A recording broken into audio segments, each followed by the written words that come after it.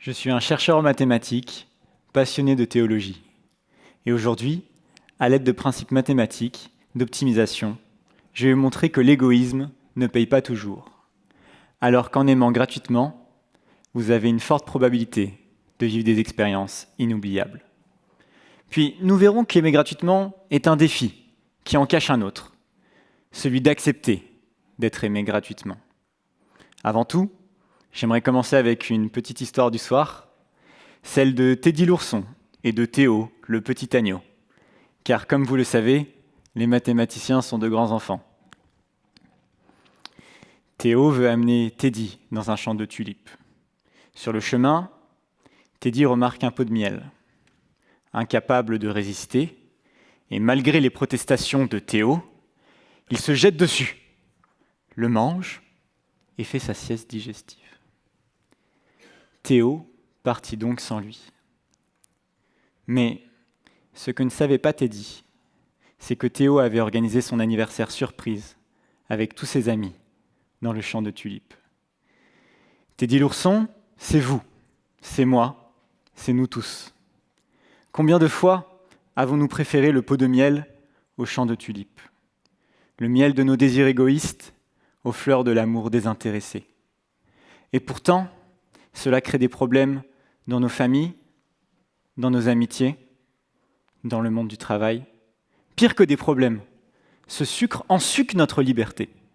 Comme le dit l'économiste Adam Smith, la grande source de la misère humaine semble naître de la surestimation de la différence entre telle situation et telle autre, entre le pot de miel et le champ de tulipes.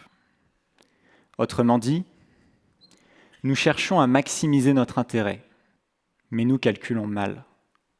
Revenons étape par étape sur le mauvais calcul de Teddy.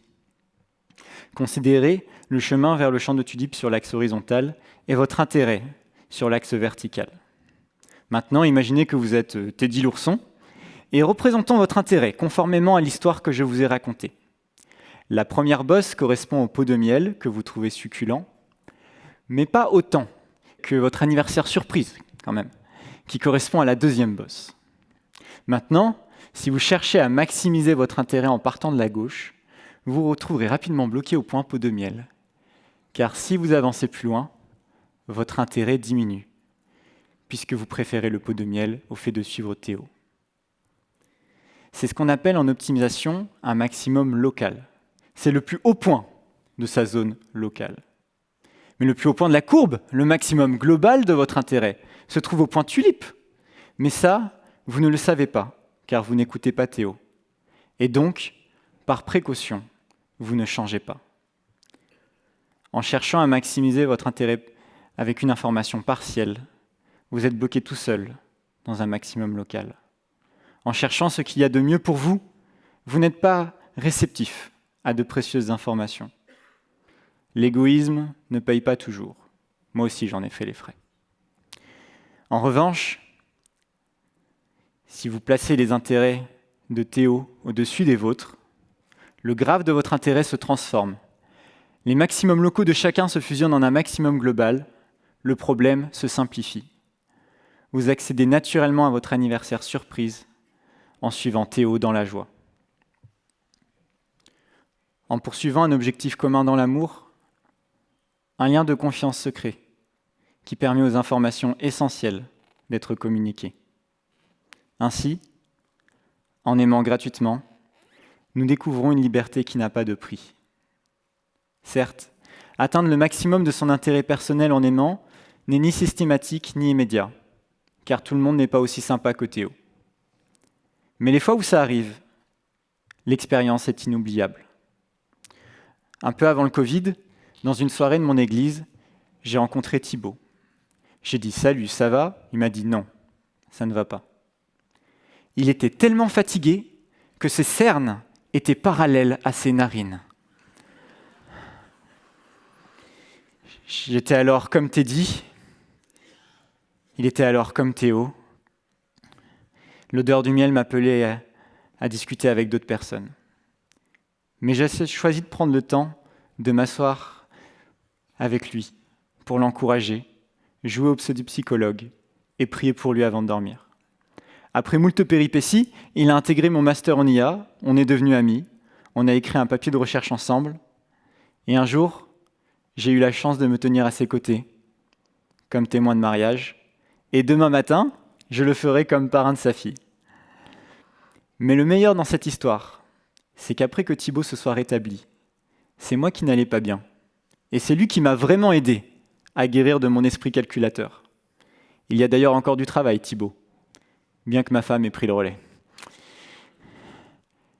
Les agneaux ne courent pas les rues, mais ils sont bien réels. Je suis sûr que vous en avez déjà rencontré. Bref, aimer gratuitement, c'est super, mais s'il vous plaît, ne vous oubliez pas non plus, car il est nécessaire de recevoir avant de donner. Si vous demandez à tous les moines, à travers les siècles, comment aimer gratuitement, ils vous diront qu'on y arrive en acceptant d'être aimé gratuitement. Même Jésus admet la nécessité. Il a lui-même été aimé. Comme il le dit dans l'évangile de Jean, « Comme le Père m'a aimé, moi aussi je vous ai aimé. Demeurez dans mon amour. » Contrairement à ce que l'on pourrait penser, il n'est pas si facile d'accepter d'être aimé. Car au fond, on se dit que toute chose a un prix, que l'on devra payer à un moment, et l'on ne veut pas se sentir redevable. Ou on pense que l'on ne mérite pas l'amour, qu'on n'en a pas besoin, parce qu'on est suffisamment fort. Mais c'est en acceptant de bon cœur ce que font pour nous les autres de bon cœur que nous trouvons la motivation de leur ressembler. Être aimé pour aimer, c'est une course de relais millénaire qui commence en remerciant plus sincèrement chaque jour. Revenons à l'histoire de Teddy. Teddy se réveille de sa sieste digestive et voit tous ses amis autour de lui, chacun tenant une tulipe. Au lieu d'être reconnaissant, il se sent indigne et honteux. Son cœur se tend.